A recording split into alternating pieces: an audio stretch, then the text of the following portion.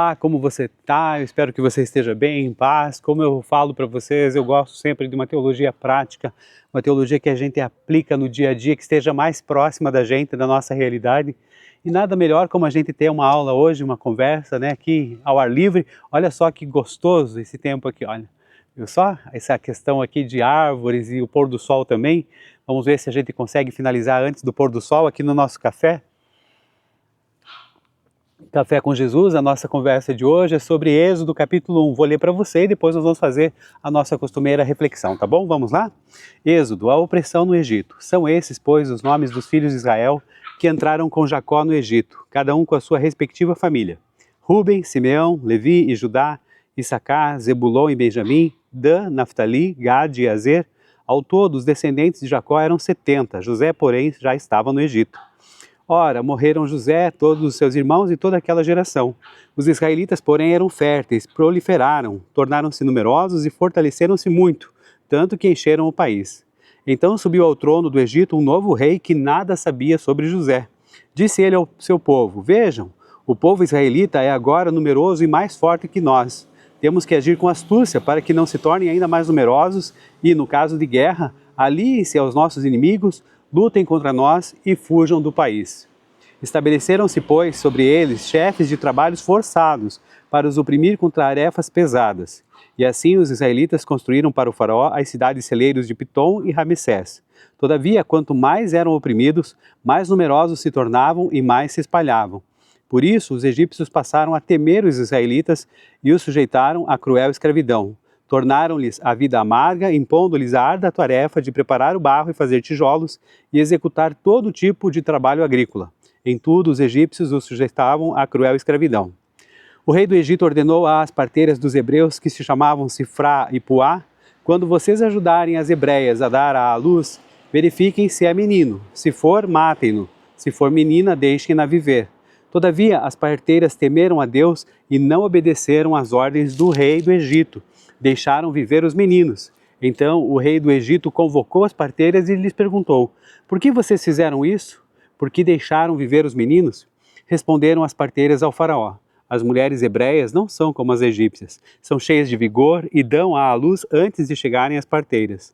Deus foi bondoso com as parteiras e o povo ia se tornando ainda mais numeroso, cada vez mais forte. Visto que as parteiras temeram a Deus, ele concedeu-lhes que tivessem suas próprias famílias. Por isso o faraó ordenou a todo o seu povo: lancem ao Nilo todo menino recém-nascido, mas deixem viver as meninas.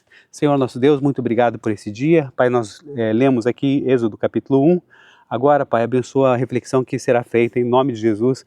Amém. Pois é, meus amigos, então aqui a gente está começando a leitura do livro de Êxodo, né? Nós já encerramos aqui a leitura do livro de Gênesis, o que para nós é um motivo de alegria, um motivo de regozijo.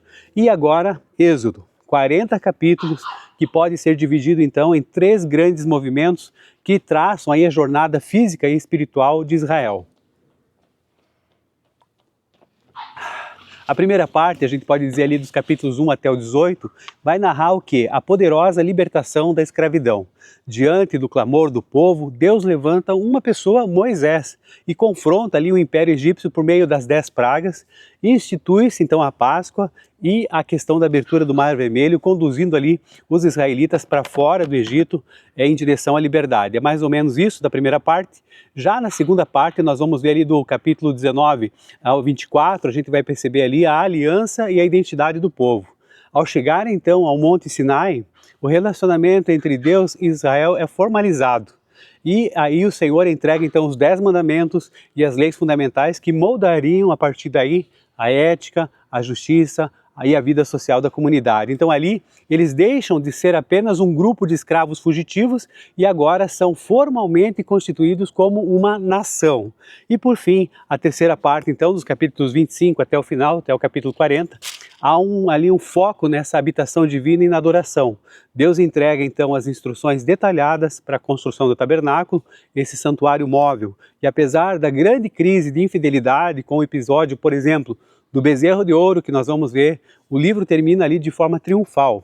A estrutura é erguida e a glória do Senhor enche o lugar, mostrando que o Deus soberano agora habita no caminho e no meio do seu povo. Então, a primeira parte agora de Êxodo, né, o capítulo 1, vamos começar aqui.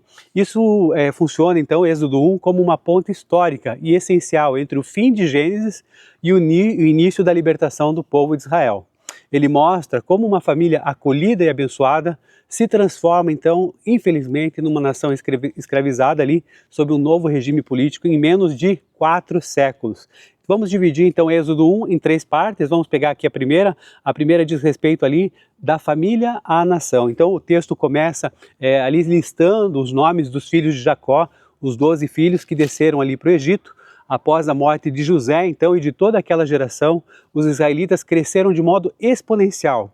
O texto bíblico usa termos fortes para enfatizar esse crescimento, como, por exemplo, eles frutificaram-se, eles multiplicaram-se, tornaram-se numerosos e povoaram a terra, cumprindo, então, a promessa que Deus havia feito anteriormente a Abraão. Seguindo adiante, a gente vai ver que ali a questão de Gênesis conectado a Êxodo, né, aquela questão do eco da criação. Lá no versículo 7, nós vamos ler aqui que eles se tornaram numerosos e fortaleceram-se muito, tanto que encheram o país. Isso não é, de certa maneira, ali uma coincidência, isso é uma repetição direta do mandato da criação que foi dado por Deus a Adão e Eva em Gênesis 1, 28 e renovado agora em Noé. E aqui o autor, né, Moisés, está dizendo para o leitor, olha, apesar de toda essa opressão humana, o plano original de Deus para abençoar e expandir a vida continua avançando de forma imparável, né? Não tem como você, mesmo por questões humanas, barrar a vontade divina. Aí seguimos para a segunda parte, com relação à mudança política e à opressão. A virada na história, então, acontece quando assume-se, né, o poder um novo rei que não conhecia a José. E olhando para o crescimento, então, dos hebreus através de uma lente de medo e insegurança política, o faraó teme o quê? Que em caso de guerra, eles se aliem aos inimigos do Egito. E para conter esse crescimento, os egípcios então estabelecem uma estratégia de opressão que é sistemática.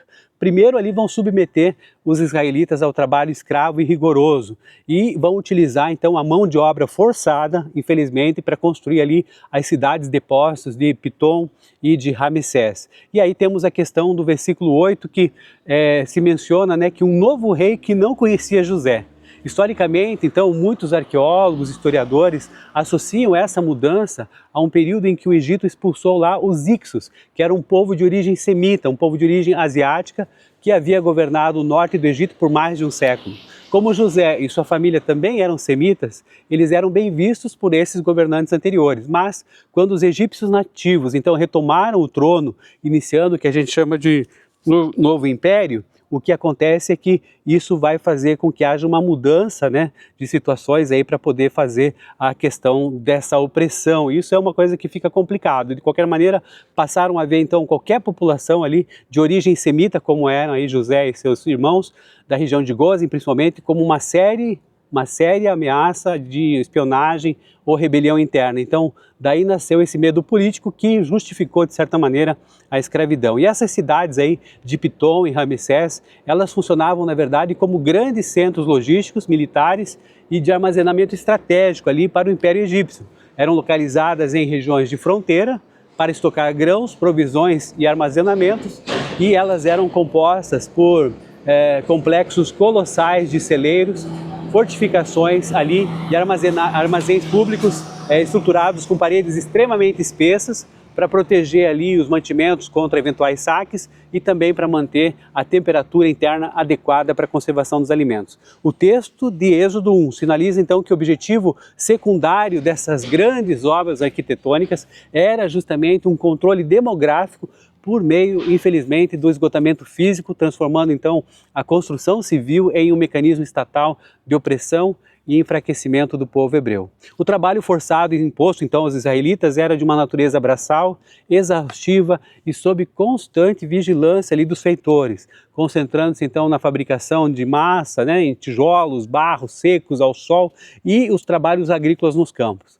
A produção de tijolos era uma tarefa ali penosa que envolvia então misturar o barro junto com o lodo do rio Nilo, com palha picada também, que era um elemento essencial para dar liga e para dar resistência para o material, pisar essa massa, moldar ela nas formas ali de madeira e carregar os blocos pesados sob o calor escaldante da região. O texto bíblico, inclusive da NVI, vai dizer, né, dessa questão de que os egípcios tornaram a vida dos hebreus amarga, impondo-lhes uma servidão cruel em todo tipo de trabalho, que ia desde a fundação das estruturas das cidades até ali os serviços diários da lavoura, onde eram submetidos a um rigor maior, a um rigor implacável. Mas olha aí o paradoxo divino, gente. O texto destaca que quanto mais os israelitas eram oprimidos, mais eles se multiplicavam e se espalhavam, o que gerava então ainda mais um medo dos egípcios, porque quanto mais eles tentavam parar isso, muito mais ainda acontecia esse aumento da população. E aí a outra alternativa, né, dos versículos 15 até o 22, a gente vai ver que como a opressão pelo trabalho não tinha funcionado ali para diminuir aquela população, o faraó vai adotar o quê? Uma medida extrema. Uma medida extrema de controle demográfico e vai decretar uma prática velada do, sabe do quê? Infanticídio, isso mesmo. Ele vai ordenar então para as parteiras hebreias, a Sifrá e a Puá, né, nomes diferentes, que matem todos os meninos que nascerem e que preservem apenas as meninas. Olha só.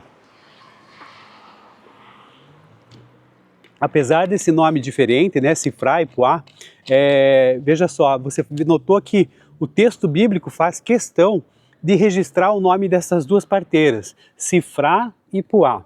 Mas ele deixa de fora o nome do poderoso imperador do Egito no completo anonimato, ali chamando ele apenas de Faraó.